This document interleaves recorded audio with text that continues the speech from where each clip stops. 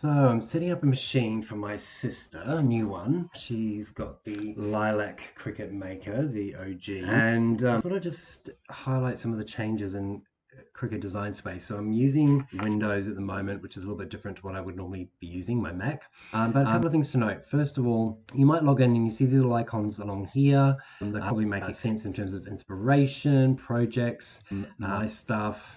What's this, get started, and also Cricut access and the heat guide, etc. But you're like, hang on a minute, that looks a little bit different. So to make it look probably like it does normally, if we go down the bottom, we've got these two double arrows here. That's just going to expand that menu. And likewise, if you want to have more room to be creating and less real estate taken up from these menus, you can just shrink them down. Yeah, you can go backwards and forwards, completely up to you. And then you just need to click on them accordingly. And everything is as it was. To add a new machine, the settings as well, we've got profile notification settings across the top there. All right, so a couple of things to look out for. Under general, of course, we've got the country, our chosen language. You do have other options if that's more suitable to you. The default for saving, so whether we're going to save on the cloud only or cloud and computer, you do get the option when you save anyway, but this is the default. And you'll notice on the top here, I'm actually in the beta version. You can also access beta by clicking this, or live, which is just the most recent. Obviously, you can check for updates and find out what's new as well. In regards to content, okay, so we've got mature content, hide or show. So let's say show. Yes, I'm over 18. So Cricut does have some naughty stuff in there as well. Okay, so we can turn off these various settings if we don't want those included, completely up to you. And then we've got our machine. So we're going to do a new machine setup, but let's just wait and have a look at these settings first. Machine calibration, make sure that you do calibrate your machine. If you haven't done print and cut for a while, make sure you do a calibration. If you are using the Maker machines and you have the rotary blade, it doesn't matter whether it's a new machine and you've used it before, always calibrate for a rotary blade and a knife blade as well. If you have a new knife blade or a new rotary blade, then calibrate as well. Custom material settings, I'm not going to go into that, but you can create your own settings if you want double cut, more pressure, etc., etc. Link cartridges, that's very old school. We won't go into that. If you've got any questions about it, let me know.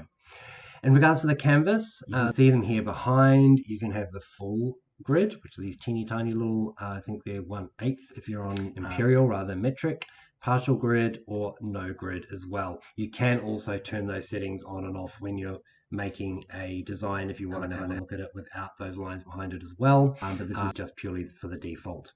You can choose metric, so centimeters and millimeters, etc., or imperial, which is inches, and that's what I use. Operation type, yes or no.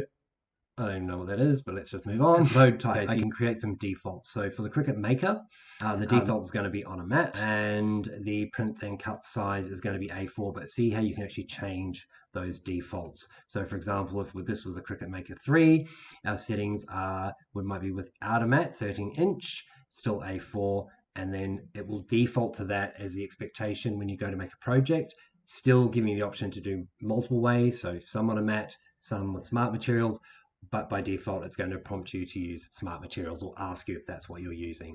So you can do that for all the different machine types, and then you've got notifications. So if you want new followers, project likes, project inspiration, you name it, you can just go down through here and turn those on and off. In regards to system, this is just talking about the system that you are using and what the power of your computer has on offer. So I'm going to click done, and those will be saved. Across the top as well, I want to show you this little help menu as well, how-to videos. Let's have a look at those. This is really cool. So if you've not made an iron-on project before, or you've not used cardstock before, you can come down here and get some great education, all free of charge, all supplied directly from Cricut. Of course, you can use my YouTube channel as well. Make sure you like and subscribe so that you don't miss out on any future videos.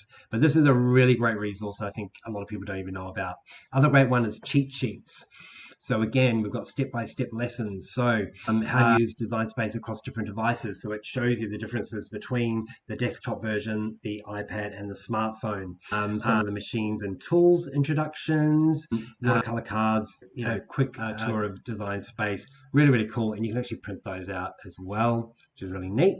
There's a list of keyboard shortcuts.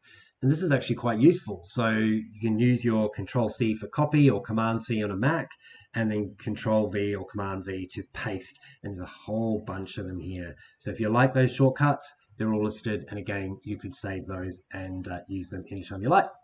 What else have we got under help? We can report a bug, we can get to the online help center, and we can contact member care. If you have any problems at all, please contact member care first, particularly if it's something major that's going wrong. Of course, you can jump into Cricut for Australians and a number of other Facebook groups and resources and ask questions. But member care, they are there to help. They're available around the clock, and the contact information is available here. Reporting a bug. So if you find a bug, again, don't jump on the Facebook and have a bit of a moan and a groan. Report it to Cricut as well. If they don't know about it, they can't fix it. It's as simple as that. The other great thing is what's new, and I think this is something that's really important now because there are so many changes that are happening all the time. So most recently, for example, the new help menu, which we just talked about. Okay, so that's just been launched. What else is really cool? Oh, the auto mirror. So when you are making an iron-on project and you select iron-on or glitter iron-on or infusible ink transfer sheets, whatever the case may be, it will automatically mirror those projects for you. Okay? You can obviously reverse it if you don't want to do that, but that's a nice little feature that's just come out very recently. What else is in here? Obviously, they're updating it all the time. Convert to layers. So that's another Cricut Access subscription enhancement. So you can upload your own images and convert those very easily to layers as well, that you can then obviously cut out of various materials. So keep a lookout for that one. They do send out an email, but it's nice if you see update, jump into what's new and have a look and see what is new. All right. I think that's about it. I just really want to show you that, just in case you're looking for something, you do know where to find it. Of course, you got your profile, notifications we talked about. You can access your account for your Cricut Access subscription, all of that stuff as well. Before I sign off, I should finish what I said I was going to do, which is a new machine setup. So we're going to go into drop down on the top right, go into our settings, go to machines, new product setup, and we're going to click start. Got a new machine. I've already turned it on, the Cricut Lilac Maker, and I'm going to click continue. So here we go, Cricut Maker on the various machines that we've got here. So select the one we've got and click continue, making sure there's enough space behind it. We've plugged it in, and we're going to do it via Bluetooth. I'm going to click continue. So it's looking for my Maker. I'm looking at, my the on button's just turned blue. So Cricut Maker is this one, and continue. Boom. Done. She is all ready to rock and roll. How good is that? So easy. I'm going to accept the terms and conditions and click activate. Now we'll do the firmware update. I'm not going to do the test project because, hey, I've been here a million times and I'll find out what it's like when I go to use it. But you can follow all of these steps here. I mean, it is important if you're a new machine and you haven't used one before in particular, please do pay attention to these and follow these steps and do a little test project. All the test materials that you need are included in the box. All right. And then it will actually take you through that whole process. So I'm going to click back, skip that. Yes, skip. And we come back here to the beginner final project. So again, just coming back to default to say, hey, if you've not used this before, you want to try something, for your first project, here's some great beginner projects that you might like to do. Or for additional help, you can go to the help center, which will tell you everything you need to know about your new machine. So as always, if you've got any questions, let me know. I hope that was helpful. Have a great day and keep on cricketing.